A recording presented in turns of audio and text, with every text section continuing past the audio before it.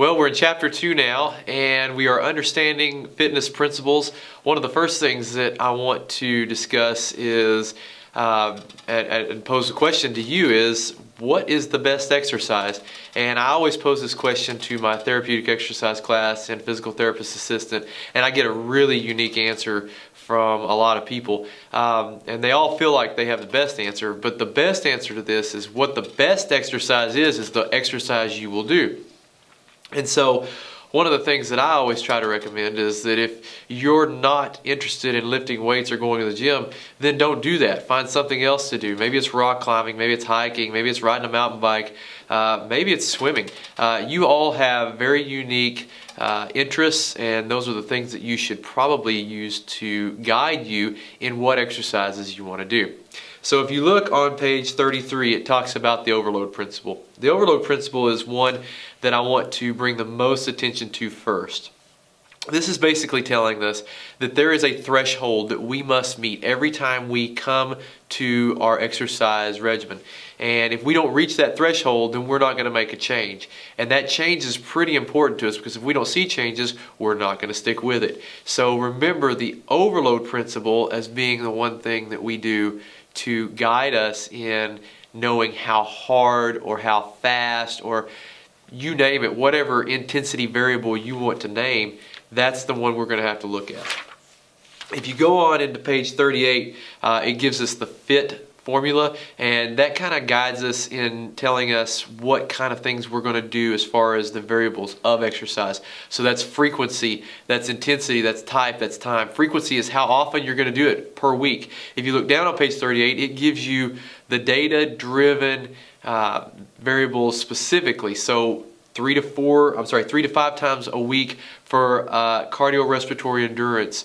If you look and you see 2 to 3 days a week for muscular fitness, and then a couple or 3 days a week for flexibility. And so when you add all that up, that really eats up every day of the week. You're doing something, and that would be great. But it's not realistic for everybody to think that they can do something every day of the week. But if you can spend most days of the week doing something, then you're going to improve your health. Some of the other variables that I wanted to hit on, the first is, what does it take to exercise safely? I hang around a lot of runners, and they will tell me something pretty spectacular, like they're going to go run 20 miles on Saturday, and I'll say, that's awesome. What's your warm-up for that? And they'll kind of give me this puzzled look, and you can tell that they haven't really planned out a warm-up. And sometimes they'll actually respond to that, and they'll say, well, I don't have time to do a warm-up. I've got to run 20 miles. And my response to that is, listen, if you have time to run 20 miles, you have time to work in a warm-up. 5 to 10 minutes doing something to get your muscles and your skeleton ready to do the exercise that you want to do it's just a small investment to make sure that you don't get injured. It's a small investment to make sure that you're going to enjoy the activity. It's a small investment to make sure that when you're finished with the activity, that you're not going to have too much soreness. That's just what the data tells us. And so why not do a warm-up? The other thing that it talks about is taking the time to properly learn the skills that you want to do for your activity. It also surprises me how much some of my patients know about someone like Taylor Swift, but they don't know about what they want to do to run or what they want to do to bike. They won't spend the time to invest. And with the amazing amount of information that we have, it's so simple to find out about those activities. If you want to rock climb, you can find dozens of websites that will teach you everything you need to know to get started rock climbing, exactly what kind of equipment you're going to need, where you can go in the state that you live, and even people who are doing it that you can connect to. And so there is no question about it that you can spend just a few minutes every day learning about new activities that you might have an interest in and that you might stick with. And if you stick with them, then they're going to change your health. The other thing is consuming enough energy and water.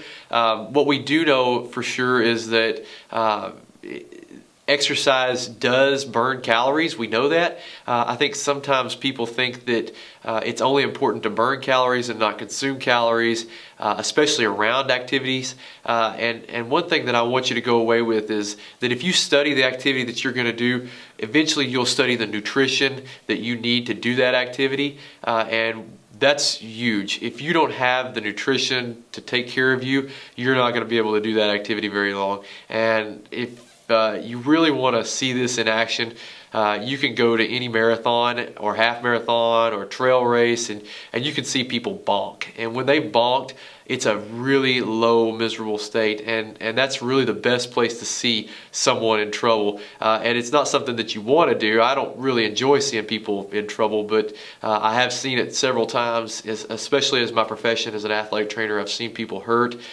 just because of the fact that they didn't properly fuel for the activity that they're going to do.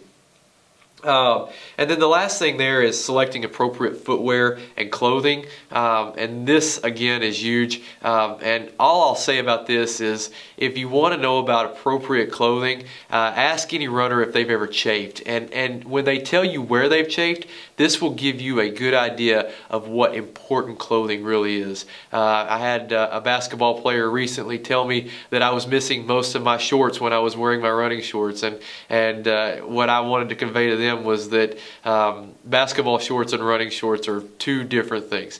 And so, you know, you want to look at it, you want to understand what the best clothing is.